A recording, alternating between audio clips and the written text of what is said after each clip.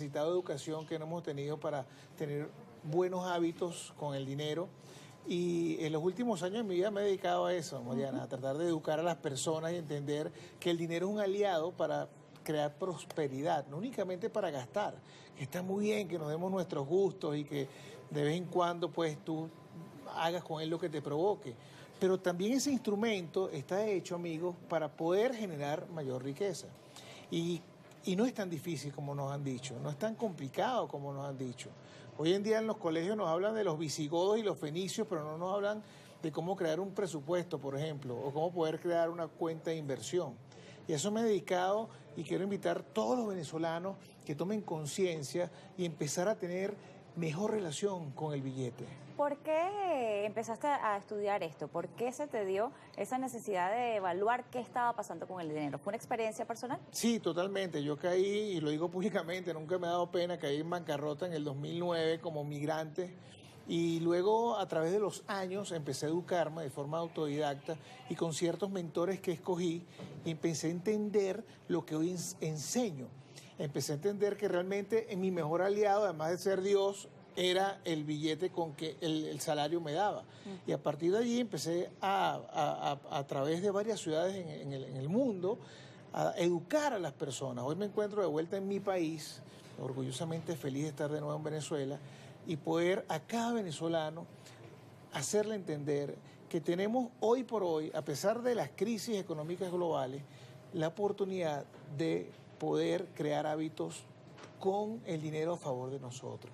Cuando hablamos de hábitos que cada uno de nosotros tiene, educación financiera, no la tenemos desde el colegio, no se nos enseña eso en el colegio, no se nos enseña a ser empresarios, no se nos enseña a gestionar dinero, a aprender qué es el dinero. Sabemos matemáticas, sabemos cálculo, aprendemos muchas otras cosas, pero al final la aplicación en la práctica no es efectiva y mucho se va en ese yo me lo merezco, trabajo para esto. ¿Efectivamente trabajamos para pagar deudas? Muchos sí. Hoy en día millones de personas están condenadas a trabajar, no una vida, muchas vidas para pagar lo que deben por la falta de educación financiera. Mira, eso viene de la época de nuestros ancestros, nuestros abuelos, nuestros padres, que no tenían la culpa porque nunca fueron educados y siempre nos decían, ahorra. A mí me decía mi abuela, mete tu dinero en una alcancía, en un cochinito. Y las eras, las épocas ha cambiado. Tener hoy por hoy el dinero guardado en tu casa, amigos, o tenerlo en efectivo, es permitir que se devalúe, que se deprecie. Porque la economía global ha hecho que el papel moneda cada día cueste menos. Entonces no podemos permitir dejarlo en la casa, ni tampoco en el banco. Tenemos que ponerlo en acción, invertirlo en títulos serios o en algún emprendimiento que pueda generar mayores recursos.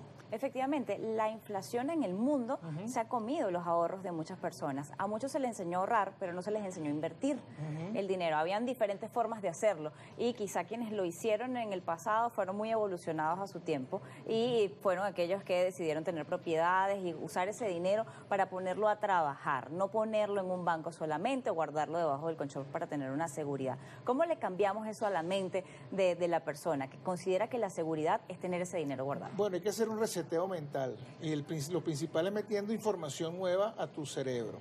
Hoy estamos en una era, muchachos y amigos de Globovisión, tecnológica como nunca antes en la historia.